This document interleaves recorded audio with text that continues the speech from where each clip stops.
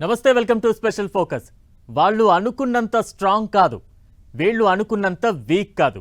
ఇలానే ఉంది పశ్చిమాసియా తీరు.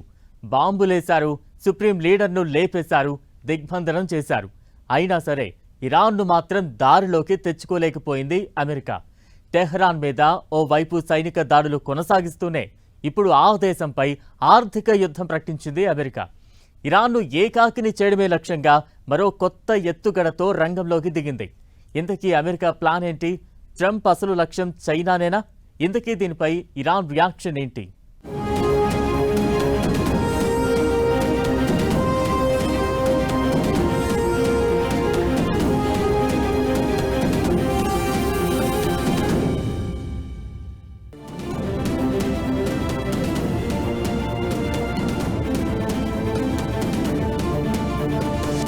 ఇరాన్పై ఆర్థిక యుద్ధం ప్రకటించిన ట్రంప్, టెహ్రాన్ను ఆర్థికంగా ఏకాకి చేసే ప్రయత్నం, ఇరాన్తో వ్యాపారం చేసే దేశాలపై చర్యలు. ట్రంప్ ప్రకటన వెనుక అసలు వ్యూహం ఏంటి? ట్రంప్ ప్రకటన అసలు లక్ష్యం చైనానేనా? చైనాపై చర్యలు తీసుకునే సత్తా ట్రంప్కు ఉందా?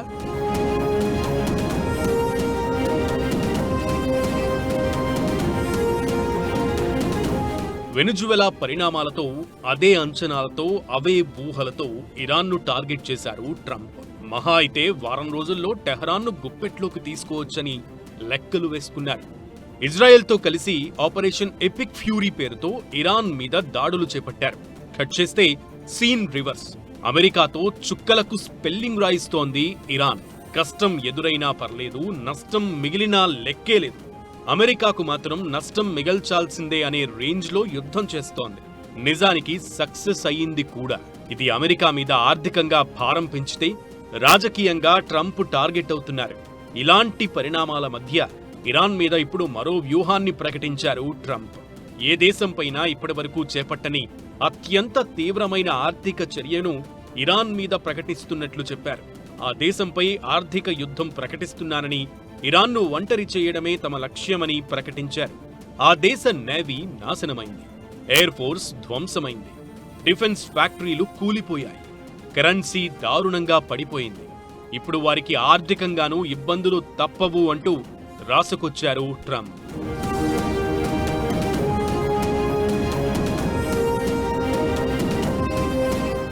ఇరాన్ను మాత్రమే కాదు, దానికి అండగా నిలిచే దేశాలు, సంస్థలను కూడా టార్గెట్ చేస్తానంటూ ట్రంప్ హెచ్చరిక చేశారు. ఇరాన్కు డబ్బు అందించిన, వ్యాపారం చేసిన, చమురు తరలింపులో సహకరించిన భారీ ఆర్థిక మూల్యం చెల్లించాల్సిందేనని తేల్చి చెప్పారు. ఇరాన్ను అంతర్జాతీయ ఆర్థిక వ్యవస్థ నుంచి పూర్తిగా వేరు చేసేలా ఇప్పటివరకు ఎన్నడూ లేనంత కఠినమైన చర్యలకు సిద్ధమవుతున్నట్లు ప్రకటించారు. చమురు అక్రమ రవాణా, ఆర్థిక స్వాప్ ఒప్పందాలు, నగదు బదిలీలు, ఎక్స్చేంజ్ హౌస్లు, నౌకల రిజిస్ట్రీలు, ఫ్రంట్ కంపెనీల ద్వారా టెహ్రాన్కు మద్దతిచ్చిన అమెరికా చర్యలు తప్పవన్న సంకేతాలిచ్చారు. ఇరాన్తో నేరుగా వ్యాపారం చేసే సంస్థలతో పాటు పరోక్షంగా ఆ దేశానికి ఆర్థిక చేయూత అందించే వ్యవస్థలను కూడా అమెరికా టార్గెట్ చేయబోతోంది అన్నమాట. ఇరాన్తో ఒప్పందం చేసుకునేందుకు తన ప్రభుత్వం చాలా అవకాశాలిచ్చిందని, టెహ్రాన్ వాటిని యూజ్ చేసుకోలేకపోయిందని ట్రంప్ ఆరోపించారు. ఇరాన్ ముప్పును ఎదుర్కోవడానికి, దాన్ని ఏకాకిని చేసి ఓడించడానికి మిత్రదేశాలన్నీ కలిసి రావాలని పిలుపునిచ్చారు.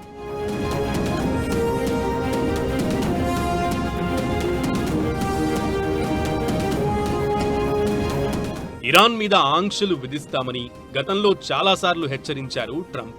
ఫిబ్రవరిలో వార్ స్టార్ట్ అయిన తర్వాత ఆపరేషన్ ఎకనామిక్ ఫ్యూరీ పేరుతో ఇరాన్పై తీవ్ర ఆర్థిక ఒత్తిడి తీసుకొచ్చింది. టెహ్రాన్ ప్రధాన ఆదాయ వనరులైన చమురు ఎగుమతులను దెబ్బతీసేందుకు ఆ దేశ చమురు, నౌకాయాన, ఆర్థిక రంగాలపై కఠిన ఆంక్షలు విధించింది. దీంతో పాటు ఇరాన్ చమురును ఇతర దేశాలకు విక్రయించేందుకు సహకరిస్తున్నాయనే ఆరోపణలతో కంపెనీలు, మధ్యవర్తులు, చమురు ట్యాంకర్లపై కూడా చర్యలు తీసుకుంది. దీంతో పాటు ఇరాన్ పౌరులపై నేవీ బ్లాకేడ్ కూడా విధించింది అమెరికా. ట్రంప్ హెచ్చరికలపై ఇరాన్ ఘాటుగా రియాక్ట్ అయింది. ఆ దేశం ఎదుర్కొంటున్న భారీ అప్పులు, పెరుగుతున్న వడ్డీ భారాన్ని కప్పిపుచ్చుకునేందుకు ట్రంప్ ఇప్పుడు ఈ అంశాన్ని తెరమీదకు తెచ్చారని విమర్శిస్తోంది. అమెరికా విధానాలు ప్రపంచ ఆర్థిక వ్యవస్థకు దేశాల సార్వభౌమత్వానికి ముప్పుగా మారుతోందని ఫైర్ అయింది. ఇక అటు ట్రంప్ ప్రకటనలను ఇరాన్ ప్రభుత్వ మీడియా చాలా లైట్ తీసుకుంది. ఈ విషయాన్ని అసలు పట్టించుకున్నట్లు కూడా కనిపించలేదు.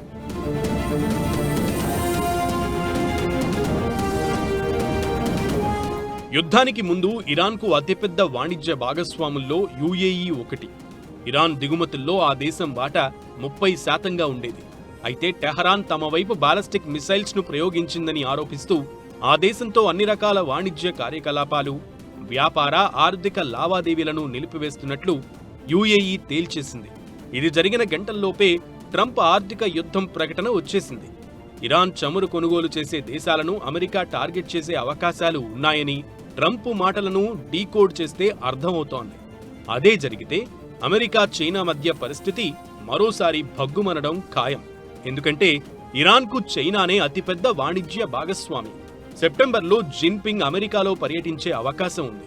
ఇలాంటి టైంలో చైనా నుంచి ఇరాన్ చమురు దిగుమతులను అడ్డుకునేందుకు అమెరికా ప్రయత్నిస్తే రెండు దేశాల మధ్య సంబంధాలు క్లిష్టంగా మారే అవకాశం ఉంటుంది. ఇకటు చైనాతో పాటు ఇరాక్, తుర్కీయే కూడా ఇరాన్తో వాణిజ్యం చేస్తున్నాయి. భవిష్యత్తులో ఆ దేశాలపై కూడా అమెరికా ఒత్తిడి పెంచే అవకాశం ఉంటుంది. ఆర్థిక యుద్ధం ఎందుకు చేస్తున్నారు ట్రంప్ అంటే, మామూలు యుద్ధం చేసేది చాలా కష్టం. అమెరికా దగ్గర ఉన్న బాంబు రాకెట్స్ అన్నీ అయిపోయినాయి కాబట్టి ఇరాన్తో ఇది కుదరదు. తర్వాత ఇరాన్ ఈ విషయంలో ఎన్ని రోజులైనా ఆగగలదు, వాళ్ళకి ప్రజలు నష్టపడినా లెక్కలేదని తెలుసు. ఆర్థిక యుద్ధం చేస్తే ఇరాన్ రెచ్చిపోయి పక్క దేశాలు కూడా అటాక్ చేయొచ్చు. ఇప్పుడు పక్క దేశాలు కూడా ఎవరైతే కొద్దిగా ఇరాన్తో స్నేహం చేద్దాం అన్న డబ్బున్న దేశాలు వాళ్ళు కూడా మారిపోతారు. సో ఇరాన్ ఒక రకంగా ఆర్థిక వ్యవస్థ పెట్టి నొక్కేస్తే వాళ్ళు కూడా రెచ్చిపోతారు. రెచ్చిపోయి ఇష్టం వచ్చిన పని చేస్తారు. అదే దేశాన్ని థ్రెటన్ చేస్తున్నారు. అది కూడా ఒక స్ట్రాటజీ. ఇప్పుడు ట్రంప్ హెచ్చరిక టెహరాన్పై మరో ఉద్రిక్తతను పెంచడంతో పాటు చైనాతో సంబంధాలను పరీక్షించే అవకాశం ఉంటుంది. ఆర్థిక యుద్ధం అనే ప్రకటన వెనుక మరో వ్యూహం ఉందనే చర్చ కూడా నడుస్తోంది. 5 నెలలకు పైగా సాగుతున్న యుద్ధంలో ఇరాన్ను దారిలోకి తెచ్చుకోవడంలో ట్రంప్ ఘోరంగా ఫెయిల్ అయ్యారు. అసహనంతోనే ఇలాంటి ప్రకటన చేశారా అనే వాదన కూడా వినిపిస్తోంది. ఇక అటు ఇరాన్తో యుద్ధాన్ని అమెరికాలో చాలా మంది జనాలు వ్యతిరేకిస్తున్నారు. ట్రంప్ ఆమోద రేటు కూడా భారీగా పడిపోయింది. ఇలాంటి తరుణంలో ఇరాన్పై తాను చాలా కఠినంగా వ్యవహరిస్తున్నాననే సందేశాన్ని అమెరికా జనాలకు ట్రంప్ ఇవ్వాలనుకుంటున్నట్లు కనిపిస్తున్నాడనే అభిప్రాయాలు వినిపిస్తున్నాయి. ఇదంతా ఎలా ఉన్నా ఇప్పటికే ఇరాన్ మీద అమెరికా చాలా ఆంక్షలు విధించింది. ఇప్పుడు కొత్తగా ఎలాంటి ఒత్తిడి తీసుకురాగలదు, ఎలాంటి చర్యలు తీసుకోగలదు అనేది కూడా పెద్ద ప్రశ్నే.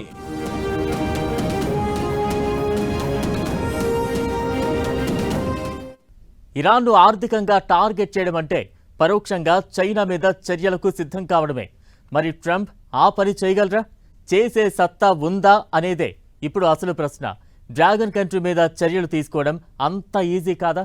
అదే జరిగితే ప్రపంచ ఆర్థిక వ్యవస్థపై ఎలాంటి ప్రభావం పడే ఛాన్స్ ఉంది? ట్రంప్ ప్రకటన నిజమైతే భారత్ మీద పడే ఎఫెక్ట్ ఏంటి?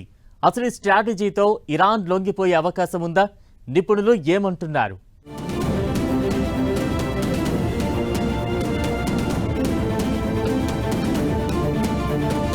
చైనాపై చర్యలు తీసుకోవడం ఈజీ కాదా? చైనాపై చర్యలకు దిగితే జరగబోయేది ఏంటి? ఆర్థిక యుద్ధంతో భారత్పై ప్రభావం ఎంత? ట్రంప్ చర్యలకు ఇరాన్ లొంగిపోయేనా? అమెరికా ముందున్న అసలైన సవాల్ ఏంటి?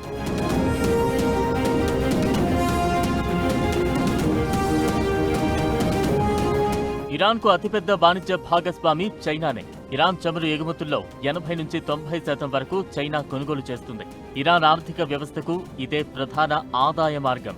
ఇరాన్ నుంచి దిగుమతి చేసుకున్న చమురును చైనాలోని స్వతంత్ర టీ పాట్ రిఫైనరీలు ఎక్కువగా ప్రాసెస్ చేస్తాయి. ఇప్పటికే కొన్ని చైనీస్ టీ పాట్ రిఫైనరీలు, షిప్పింగ్ కంపెనీలు వెజల్స్ పై అమెరికా సెకండరీ శాంక్షన్లు విధించింది. పెద్ద చైనీస్ బ్యాంకులపై అగ్రరాజ్యం పూర్తి స్థాయి చర్యలు తీసుకోలేదు. ఇదే నిజమైతే మాత్రం ఇరాన్ ఆర్థిక వ్యవస్థపై భారం పెరుగుతుంది. కరెన్సీ విలువ పడిపోయి ద్రవ్యోల్బణం పెరిగిపోయి అవస్థలు పడుతున్న ఇరాన్కు కష్టాలు రెట్టింపయ్యే ఛాన్స్ ఉంటుంది. ఆర్థిక యుద్ధం పేరుతో ఇప్పటికిప్పుడు చర్యలు తీసుకుంటే చైనా, అమెరికా సంబంధాలు మరింత ఉద్రిక్తంగా మారే ఛాన్స్ ఉంటుంది. ఆయిల్ ధరలు పెరగొచ్చు. గ్లోబల్ సప్లై చైన్లపై ఒత్తిడి పెరిగే అవకాశం ఉంటుంది. ఇరాన్ను దారిలోకి తెచ్చుకోవడం, చైనాను పూర్తిగా దూరం చేయకుండా ఒత్తిడి పెట్టడం ఇదే ట్రంప్ టార్గెట్. పైగా వచ్చే నెలలో జిన్పింగ్ పర్యటన ఉంది. ఇలాంటి తరుణంలో ఇప్పటికిప్పుడు చైనా మీద అమెరికా చర్యలు తీసుకునే ఛాన్స్ తక్కువ.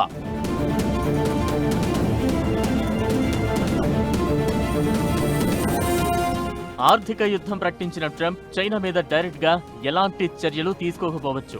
అయితే ఇరాన్ నుంచి చమురు కొనుగోలు చేస్తున్న చైనాలోని చిన్న ప్రైవేట్ రిఫైనరీలకు సేవలు అందించే ఆర్థిక సంస్థలను అమెరికా టార్గెట్ చేసే అవకాశాలు ఉంటాయి. ఇక అటు ట్రంప్ ప్రకటన వేళ ఇప్పుడు మరో చర్చ కూడా తెర మీదకు వస్తోంది.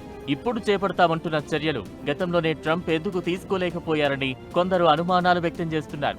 అమెరికా ప్రయోజనాలకు అనుకూలమనుకుంటే ఆ చర్యలను ఇప్పటికే అమలు చేసి ఉండేవారు కదా అనేది వాళ్ళ ఒపీనియన్. ఇదంతా ఎలా ఉన్నా ఇరాన్తో వ్యాపారం చేసే చైనా బ్యాంకులపై ఆంక్షలు విధించడం ట్రంప్ చేతిలో ఉన్న శక్తివంతమైన ఆయుధం. ఇక అటు యుఏఈ నిజంగానే వ్యాపార సంబంధాలను పూర్తిగా తెంచుకునేలా చర్యలు తీసుకుంటే ఈ రెండు చర్యలు కలిసి ఇరాన్పై గణనీయమైన ప్రభావం చూపే ఛాన్స్ ఉంటుంది.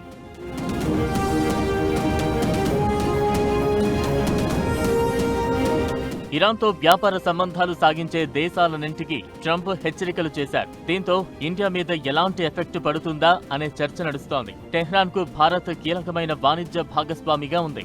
ఇరాన్తో మనది మిగులు వాణిజ్యం. పశ్చిమాసియా ఉద్రిక్తతల కారణంగా ఈ మధ్య కాలంలో వ్యాపార లావాదేవీలు కాస్త తగ్గినప్పటికీ ట్రంప్ తన హెచ్చరికలకు అనుగుణంగా చర్యలు చేపడితే భారత ఎగుమతిదారులకు కొంత ఇబ్బంది తప్పకపోవచ్చనే అభిప్రాయాలు వినిపిస్తున్నాయి. 2025-26 ఆర్థిక సంవత్సరంలో ఇరాన్ కు మన దేశం నుంచి $1.25 బిలియన్ విలువైన ఎగుమతులు వెళ్లాయి. ఇదే సమయంలో $370 మిలియన్ విలువైన ఉత్పత్తులను మనం టెహ్రాన్ నుంచి దిగుమతి చేసుకున్నాం. 2018-19 ఆర్థిక సంవత్సరంలో భారత్ ఇరాన్ వాణిజ్యం $17.03 బిలియన్ ఉంది. అందులో మన దిగుమతులు $13.53 బిలియన్ కాగా ఎగుమతులు $3.51 బిలియన్.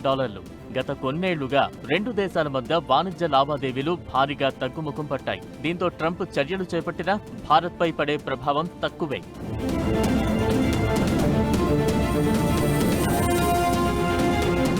భారత్ ఇరాన్ మధ్య ఉన్నది కేవలం చమురు బంధం మాత్రమే కాదు. భారత్ నుంచి బాస్మతి బియ్యం, తేయాకు, చక్కెర, తాజా పళ్ళు, ఔషధాలు, మసాలాలు, ఆహార సంబంధిత పదార్థాలు ఇరాన్ మార్కెట్కు ఎగుమతి అవుతూ ఉంటాయి. టెహ్రాన్ నుంచి పిస్తా, ఖర్జూరాలు, యాపిల్స్, కివీ లాంటి వాటిని మన దేశం దిగుమతి చేసుకుంటోంది. ఒకవేళ ట్రంప్ ఆర్థిక చర్యలు చేపడితే మన దేశ ఫార్మా, వ్యవసాయ ఉత్పత్తుల ఎగుమతిదారులపై ప్రభావం పడే అవకాశం ఉంటుంది. ఇదంతా ఎలా ఉన్నా ఆర్థిక యుద్ధం చేస్తామన్న ట్రంప్ దాన్ని కార్యరూపంలోకి తెచ్చినా టెహ్రాన్ను కంట్రోల్లోకి తెచ్చుకోవడం అంత ఈజీ కాదు అనేది మరికొందరి అభిప్రాయం. ఇరాన్ పై కేవలం ఆర్థిక ఒత్తిడి ప్రభావం చూపిస్తే సరిపోదని, ఆ ప్రభావం చాలా వేగంగా కనిపించాల్సిన అవసరం ఉందనే చర్చ జరుగుతోంది. చైనా లాంటి దేశాలు ఇరాన్ కు అండగా ఉంటే అమెరికా ఆంక్షలను పూర్తిగా అమలు చేయడం అంత ఈజీ కాదనే చర్చ కూడా నడుస్తోంది. ఇక తుర్కీయే ఇరాన్, మధ్యాసియా దేశాలతో ఇరాన్ కు ఉన్న భూభాగ వాణిజ్యాన్ని పూర్తిగా అడ్డుకోవడం కూడా అమెరికాకు చాలా కష్టమే.